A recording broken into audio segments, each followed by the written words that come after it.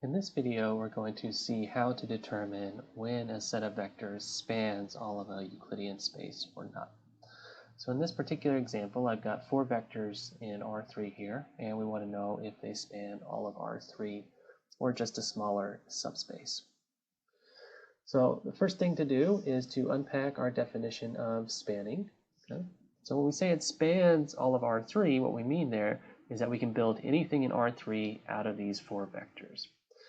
So in other words, I want to think about the building things. So I can take these vectors, multiply them by some scalars, which we don't necessarily know, so I'll use variables x1, and we can add them to our scalar multiplication. So x2 times the second one, x3 times the third one, 1, -6, and x1 times the fourth one. All right, so this represents the things we can build out of these 4 vectors. And our question is, can we build everything in R3 out of these vectors? So can I write down some arbitrary v here? Okay. And the question is, does this have a solution for every v in R3?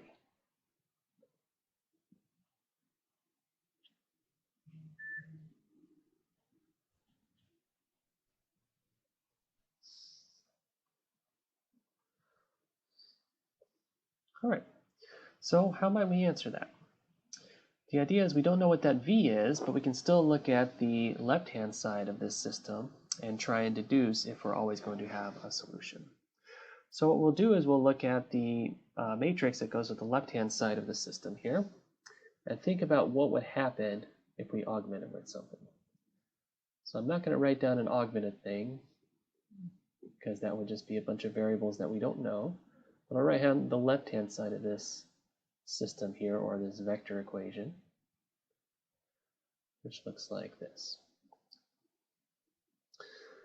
All right, and if we did have a particular v, we would augment with this, and we would find the reduced row echelon form to find a simpler system to determine if we would always have a solution or not. So we can go ahead and compute the REF of the left side here. I type this into Wolfram Alpha for expedience. And this produces the following simpler matrix.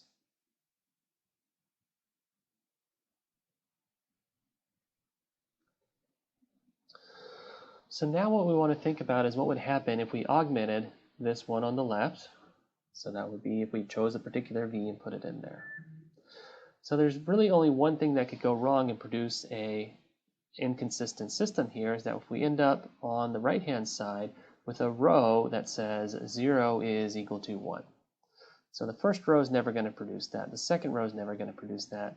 But our third row, because we have zeros over here in the third row, it's possible that for some choice of v, we're going to end up with 1 in the bottom spot, and that's going to produce an inconsistent system. Okay. So change colors here. So this bottom row is really what's flagging this as a problem for us. This system will be inconsistent for some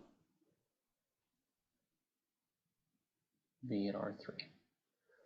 And we don't need to know exactly what that v is here. We just need to know that there's something in R3 that we can't build out of these 4 vectors.